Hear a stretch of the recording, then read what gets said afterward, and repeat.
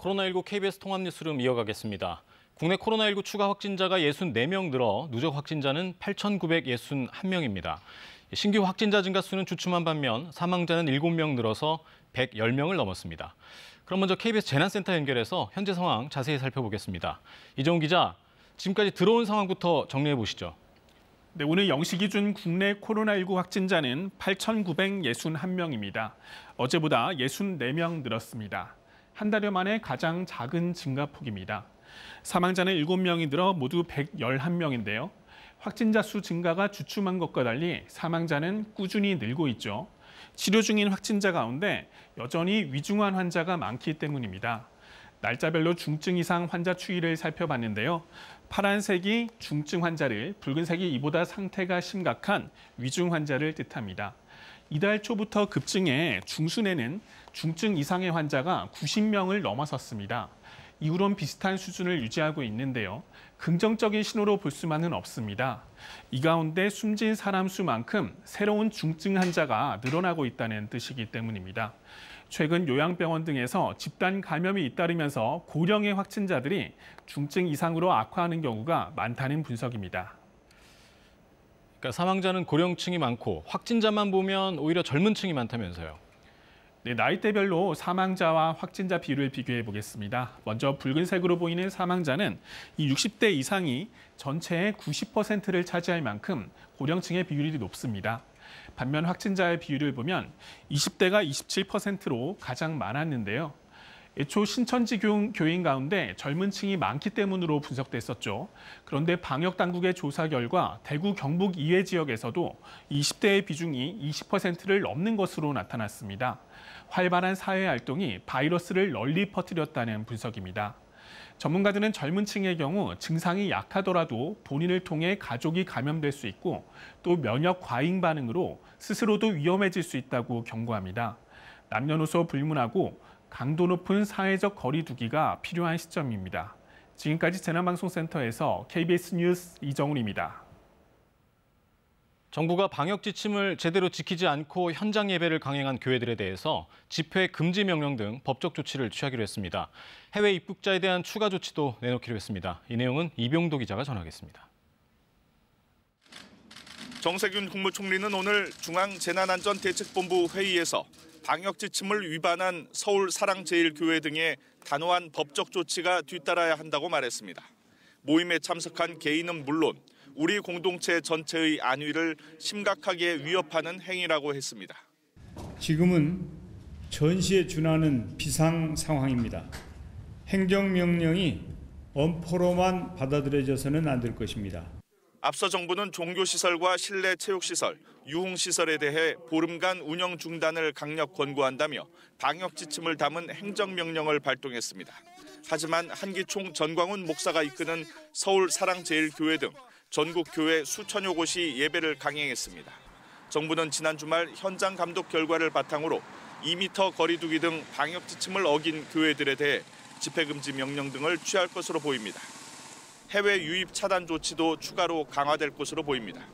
정 총리는 지난 21일 신규 확진자 중 15%인 15명이 해외에서 유입된 경우였다며 이를 막지 못하면 지금의 사회적 거리 두기도 효과를 거두기 어렵다고 말했습니다.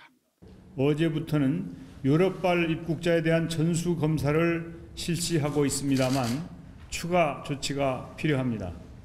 정 총리는 북미발 입국자가 유럽의 2배가 넘는다며 이번 주 중에는 추가 조치가 시행될 수 있도록 빨리 검토해달라고 주문했습니다. KBS 뉴스 이병도입니다.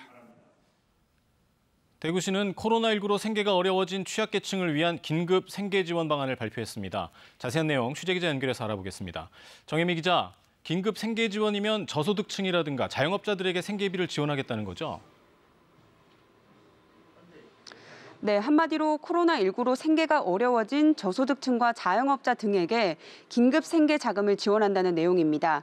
이를 위해 편성된 추경 예상 규모는 모두 6,500억 원입니다. 이르면 다음 달 16일부터 지급될 것으로 보이는데요. 먼저 기초생활수급자와 차상위층 10만 2천 가구에 평균 50만 원씩 지급합니다. 기준 중위소득 75% 이하 8만 가구에 대해서도 평균 59만 원씩 석 달간 지원합니다. 이와 함께 기준 중위소득 100% 이하 45만여 가구에 대해서도 50만 원에서 90만 원까지 선불카드와 상품권을 지급합니다. 이로써 대구 지역 전체 가구의 62%인 64만 가구가 지원 혜택을 받게 됩니다. 지원 신청은 다음 달 6일부터 온라인과 현장 방문으로 할 수 있습니다. 온라인 신청은 대구시와 구군 홈페이지를 통해서, 현장 방문 접수는 대구은행과 농협, 우체국 등에서 가능합니다. 대구는 신규 확진자 증가가 좀 줄어든 것 같은데요. 확진자 현황도 정리해 주시죠.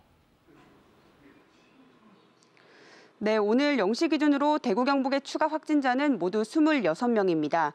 대구 24명, 경북 2명으로 추가 확진자 수가 30명보다 적었던 건 지난달 19일 이후 처음입니다. 이로써 대구 경북 지역의 누적 확진자는 7,667명입니다. 이런 가운데 대구시는 요양원과 요양병원 등 고위험 집단시설 390여 곳에 대한 전수조사를 마무리했다고 밝혔습니다. 지금까지 33,600여 명을 대상으로 검사를 한 결과 서구 한사랑 요양병원에서 90여 명이 확진 판정을 받는 등 16곳에서 200여 명이 코로나19에 감염된 것으로 나타났습니다. 아직 검사 결과가 나오지 않은 3천여 명의 확진 여부는 오늘과 내일 집계될 예정입니다. 대구시는 오늘부터 지역 정신병원 24곳, 종사자 980여 명에 대해서도 전수조사를 시작했습니다. 대구시는 검사 결과 확진자가 나온 정신병원에 대해서는 환자들도 모두 검사할 방침입니다. 경상북도도 정신의료기관과 장기 요양기관 등에 대한 표본 검사를 시행하고 있습니다. 정신의료기관 33곳과 장기 요양기관 203곳의 종사자와 입원 환자 가운데 5%를 표본 추출해 진단검사를 진행하고 있는데요. 요양병원의 경우 검사가 68% 진행됐는데 현재까지 봉화군립노양요양전문병원 종사자 1명이 확진 판정을 받았습니다. 지금까지 대구시청에서 KBS 뉴스 정혜미입니다. 수도권에선 해외 입국자들의 확진이 잇따르고 있습니다. 교회나 시설 등에서 소규모 집단 감염도 계속되고 있는데 군포 효사랑 요양병원에서 확진된 80대 환자가 숨졌습니다. 서울시청 연결합니다. 김진화 기자, 유럽과 미국에서 들어온 사람들 가운데 확진자가 조금씩 늘고 있다고요? 네, 그렇습니다. 오늘 서울 용산에서는 미국을 다녀온 50대 남성이 확진을 받았습니다. 이 남성은 지난 21일 인천공항을 통해 입국했는데 다음 날 아침부터 발열과 두통이 있었다고 합니다. 어제 하루 동안 서울에서는 코로나19 확진자가 6명 늘었는데 이 중 3명이 미국과 스페인 등 해외에서 입국한 사람입니다. 이처럼 해외 유입 사례가 급증하자 서울시는 확진자와 같은 비행기를 타고 온 동승자 명단을 확보해 관리하기로 했습니다. 경기도에서도 입국자들의 확진이 늘고 있습니다. 성남에서는 20대 부부가 확진 판정을 받았는데 함께 사는 아내의 아버지도 확진을 받았습니다. 이 부부는 음악 관련 일로 미국을 방문했다 지난 12일 입국한 것으로 조사됐습니다. 한편 집단 감염이 발생한 군포 효사랑 요양원의 첫 확진자인 80대 환자가 어젯밤 폐렴으로 사망했습니다. 고혈압과 치매를 앓던 이 환자는 19일 확진 판정을 받고 고양 명지병원에서 치료를 받아왔습니다. 네, 역시 소규모 집단 감염이 제일 큰 문제인데 서울시가 방역 수칙 어긴 교회에 집회 금지 명령을 내렸죠? 네, 그렇습니다. 서울시는 지난 주말 현장 예배를 강행한 서울시내 교회 2,200여 곳을 점검했는데요. 이 과정에서 정광훈 목사가 담임 목사로 있는 성북구 사랑제일교회가 방역 수칙을 지키지 않은 사실이 확인됐습니다. 현장 예배를 하면서 2,000명이 넘는 참석자들이 거리를 유지하지 않고 밀집해 있었을 뿐 아니라 참석자 명단을 제대로 작성하지 않고 일부 신도는 마스크를 쓰지도 않은 것이 확인됐습니다. 서울시는 문제점을 지적하고 시정을 요구했지만 교회 측이 묵살했다고 설명했습니다. 집회 금지 행정명령은 오늘부터 다음 달 5일까지이며 이 기간 동안 사랑제일교회에서는 예배 등 일체의 집회가 금지됩니다. 이를 위반하면 300만 원 이하의 벌금과 함께 확진자 발생 시 치료비 전액과 방역비가 청구됩니다. 지금까지 서울시청에서 KBS 뉴스 김진아입니다. 신규 확진자 64명 중에 14명이 해외 유입 사례입니다. 중앙방역대책본부는 당장 급하지 않은 해외여행은 미루거나 아예 취소해 줄 것을 권고했습니다. 정은경 중앙방역대책본부장의 오후 브리핑 내용 정리해봤습니다. 중앙방역대책본부는 3월 22일부터 유럽발 모든 입국자에 대하여 코로나19 진단검사를 실시하고 있습니다. 시행 첫날인 어제는 유럽발 항공편 등 진단검사 대상자가 유럽발 입국자 수는 1,442명이었고 이 중 유증상자 152명은 공항의 격리시설에서 격리 진단검사를 실시하였습니다. 출발 국가에 이제 직항이 있고 또 카타르나 아랍에미레이트 등을 통해서 경유해서 들어온 경우도 유럽 입국자에 대한 조치를 진행하고 있습니다. 직항으로 들어온 6편 기준으로는 전체 입국자 수 중에 내국인의 비율이 92.2%였습니다. 무증상자 1,290명에 대해서는 임시생활시설로 이동하여 진단검사를 실시하였으며 어제 19시 기준으로는 6명이 먼저 검사 결과가 확인되어 6명은 귀가 조치하였으며 나머지 입국자들에 대해서는 검사가 계속 진행 중에 있습니다. 전체 검사 결과는 집계 중에 있고 음성 판정을 받으면 자가격리 능동감시를 시행하고 경증인 확진된 확진자 중에서는 경증은 생활치료센터로 이송되고 중증의 확진자는 병원으로 이송될 예정입니다. 중앙방역대책본부는 신규 확진자 64명 중 해외 유입 관련 사례가 14명, 21.9%로 유럽 등에서 해외 유입 사례가 지속적으로 증가하고 있어 해외여행자에게 각별한 주의를 당부드립니다. 시급하지 않은 해외여행은 연기하거나 취소해 주시길 바랍니다. 돌아오시는 입국 시에는 의심 증상이 있을 시에는 반드시 검역관에게 자진 신고하고 검역 조사와 진단 검사를 받아주시길 바랍니다. 입국 후에는 가급적 14일간은 자택에 머무르고 사람과의 접촉을 최소화해 주시고 유증상이 있을 때는 반드시 선별진료소 진료를 받아주시길 바랍니다. 유럽 입국자는 검역 및 방역당국의 조치에 충실히 따라주시기를 바랍니다. 회사에서도 해외 출장자는 귀국 후 2주간은 출근하지 않도록 하여 감염병 예방 및 확산에 동참해 주실 것을 당부드립니다. 네, 앞서 브리핑에서도 나온 것처럼 방역당국은 현재 유럽에서 입국하는 사람 전원에 대해서 코로나19 진단검사를 시행하고 있습니다. 이 검사에서 음성 판정을 받아도 한국에 오래 머무는 사람들은 14일 동안 자가격리를 해야 합니다. 취재기자 전화로 연결해 보겠습니다. 이지훈 기자, 그러니까 유럽에서 오는 모든 입국자는 한 명도 빠짐없이 코로나19 진단검사를 받아야 된다는 거죠? 네, 어제부터 전 세계 모든 항공편 입국자 9,798명에 대해 특별 입국 절차를 실시했는데요. 이 가운데 유럽발 입국자는 증상이 있든 없든 전원이 코로나19 진단검사를 받고 있습니다.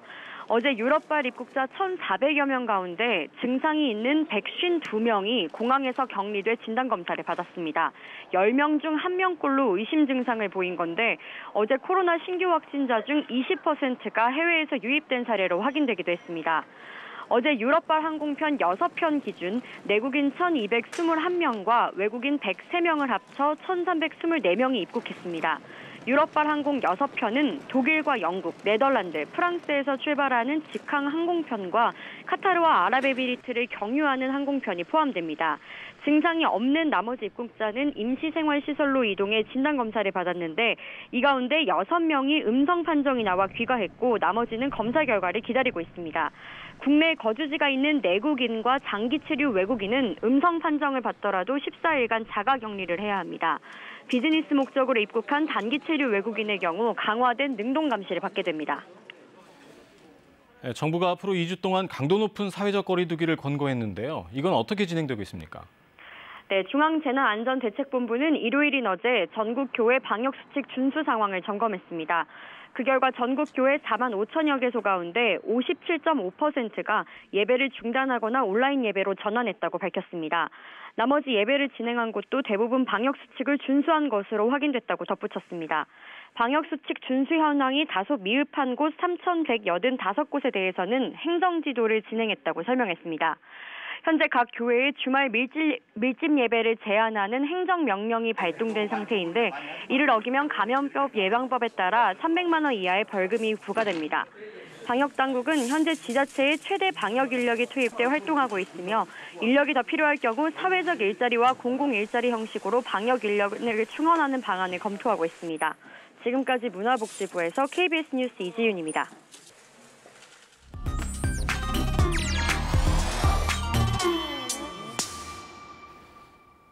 코로나19와 관련해 혼란을 부추기는 가짜 뉴스들, 그리고 사실 여부를 판단하기 어려운 정보들을 걸러보는 순서입니다. 임주영 기자 나와 있습니다. 임 기자 어서 오세요. 네. 코로나19 진단 검사를 놓고 미국이 정확하다, 우리가 정확하다 좀 논란이 좀 있습니다. 네, 우리가 엉터리 진단법을 쓰고 있다는 그런 주장도 있고요. 오늘 여기에 대한 해답을 가지고 오셨다고요.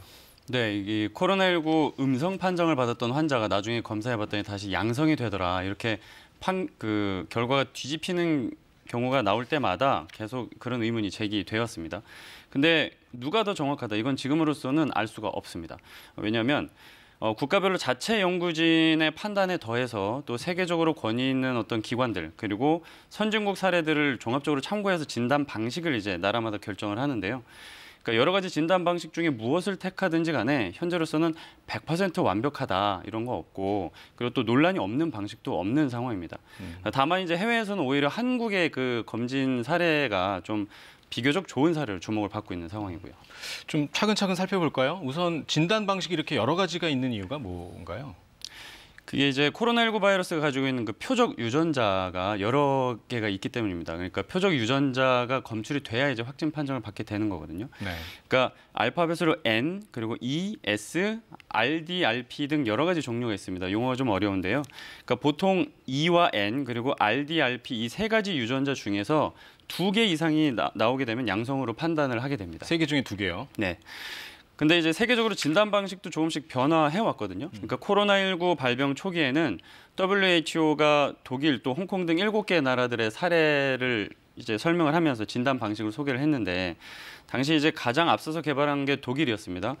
근데 E와 N 그리고 RDRP 유전자를 검출하는 시약을 개발했었는데 5일 뒤에 이게 민감도가 좀 떨어진다라는 이유로 N 유전자를 뺐어요. 검출 대상에서. 근데 반면 미국 질병통제예방센터죠. CDC는 그 RDRP와 함께 N 유전자 방식을 검출하는 그 방식을 택했습니다. 그러니까 나라마다 좀 다른 방식을 택하게 된 건데 그런 광경들을 좀 보면서 우리는 RDRP와 E, 알파벳 E 유전자를 검출하는 방식을 택한 건데 그 방식만 고집한 건 아니고요. 실제로 N 유전자가 포함된 검출 방식도 사용은 했습니다. 내용이 좀 복잡합니다. 그냥 그 말씀 주셨던 그 모든 유전자를 다 검사하는 방식으로 가면 안 되나요? 그게 제일 좋긴 하겠죠. 근데 그렇게 할 경우에는 비용도 많이 들고 시간이 좀 많이 걸린다고 합니다. 그러니까 실제 방역 현장에서 필요한 거는 광범위한 사람들을 대상으로 아주 신속 정확하게 결과를 이제 뽑아내야 되는데 거기에는 알맞은 방식이 아닌 거죠. 그래서 나라별로 다 조금씩 진단 방식이 다르지만 어떤 게 더 정확하다 이렇게 말할 수 있는 지금 상황은 아니군요. 네, 아직 의견이 분분합니다. 그러니까 한국 진단 키트와 비교됐던 그 미국 CDC의 진단 키트도 신통치 않은 성능으로 최근에 논란이 됐고요. 또 미국이 선호하는 N 유전자 검출 방식이 효과가 없다는 지적도 나왔습니다. 그러니까 특히 N 유전자 검출 방식에 대해서는 세계적으로도 다양한 의견과 의혹이 계속 나오고 있는 상황입니다. 검사 환경과 시점에 따라서도 결과가 달라질 수 있기 때문에 단순히 어떤 진단 방식 하나만 놓고 뭐가 더 정확하다 이렇게는 얘기할 수 없다는 게 전문가들의 공통된 지적입니다. 네. 이 관련해서 인터넷에서는 지금 미국이 사용하고 있는 그 N 유전자 검사가 가장 정확하다. 미국은 이 N 유전자가 없으면 아예 사용 승인을 안 해준다. 이런 주장도 돌고 있던데요. 이거는 그러면 말씀하신 거에 따르면 근거가 없는 얘기네요? 맞습니다. 네. 그 N 유전자 검사가 최적의 방식이라는 근거는 일단 없고요. 그리고 미국 정부가 N 유전자를 검출하지 못하는 진단 키트는 승인을 안 한다. 이것도 전혀 사실이 아니었습니다. 그러니까 미국 FDA는 3월 12일 이후에 N 유전자 검사 기능이 없는 시약에 대해서도 승인을 하고 있습니다.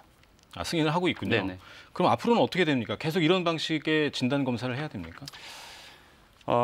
그대로 갈 수는 없을 것 같고요. 이제 좀 더 정확하고 빠르고 또 비용은 그렇게 비싸지 않은 방식의 좀 더 업그레이드된 진단 키트를 계속 개발해야 되겠죠. 그러니까 어제 미국 FDA에서 45분 이내 감염 여부를 판단할 수 있는 새로운 시약에 대해서도 사용을 승인을 했다고 합니다.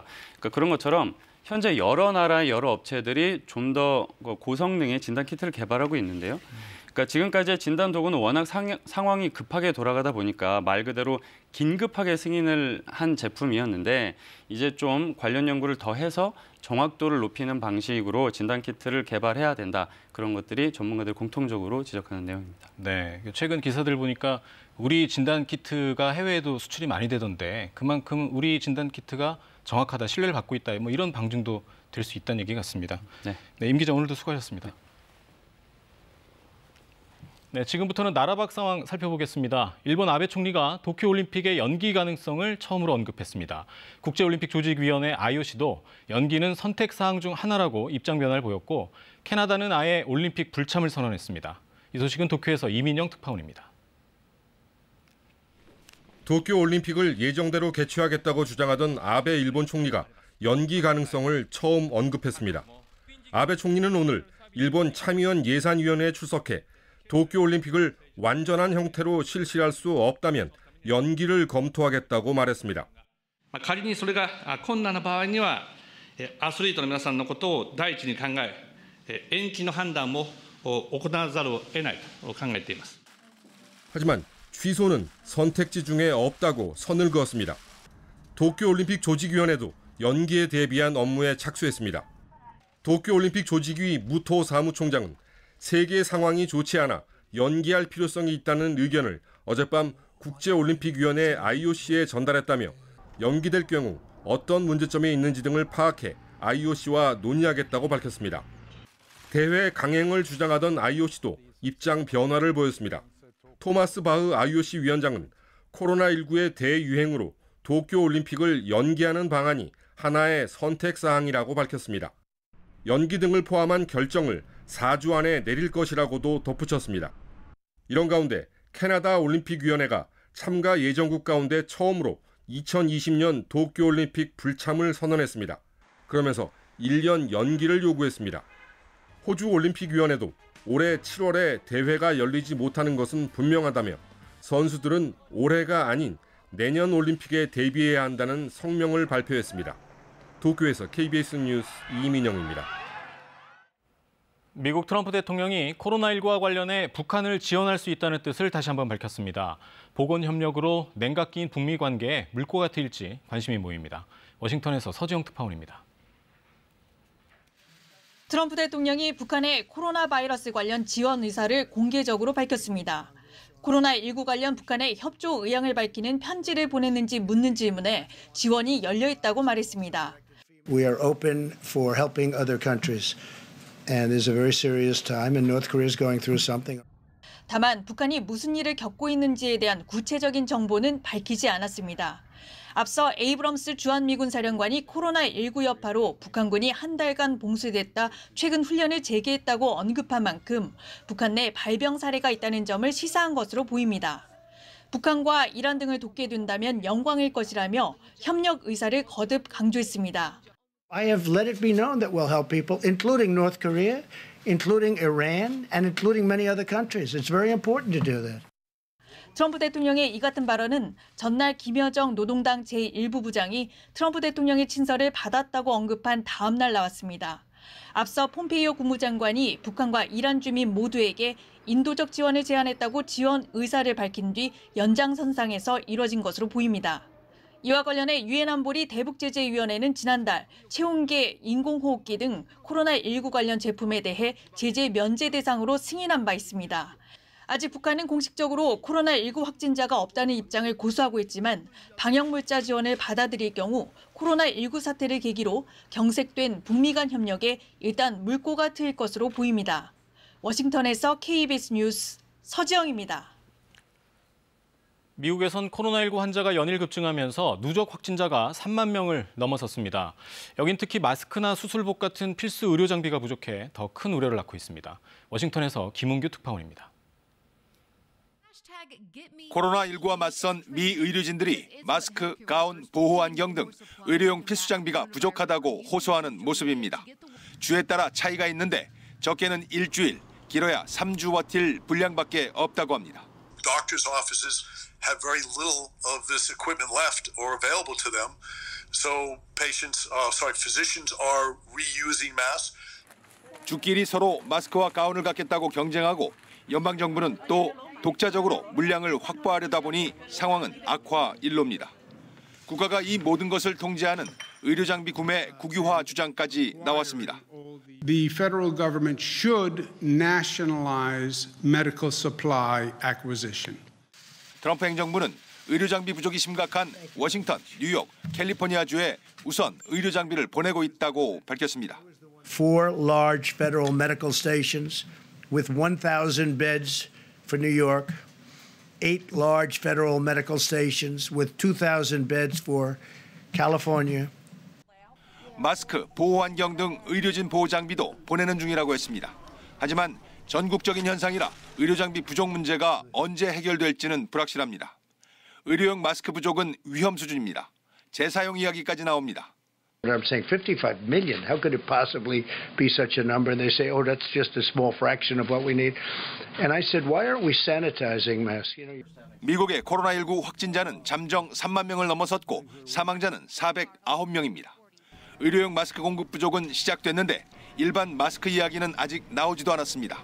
마스크 잘 쓰지 않는 미국인들 하나둘씩 쓰는 사람이 늘고 있습니다. 워싱턴에서 KBS 뉴스 김은규입니다. 코로나19를 함께 이겨내고자 힘내라 대한민국 응원 영상을 전해드리고 있습니다. 오늘은 2019년 KBS 월드라디오 한국어 말하기 동영상 공모전 대륙별 우승자 3명이 보내온 영상을 함께 보시겠습니다.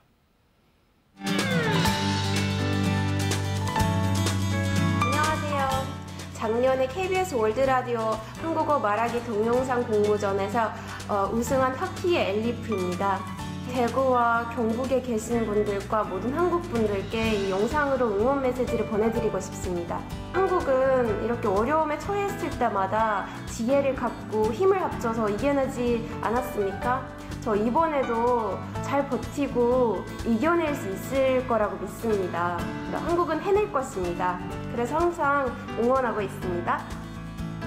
지금 전 세계에서 코로나 바이러스 때문에 많이 힘들어하고 있는데요. 저는 한국으로 향하는 아주 큰 사랑을 담아 한국 여러분들께 응원 메시지를 보내드리려고 합니다. 지금은 한국 여러분들께서 코로나 바이러스 때문에 힘들어하고 있지만요.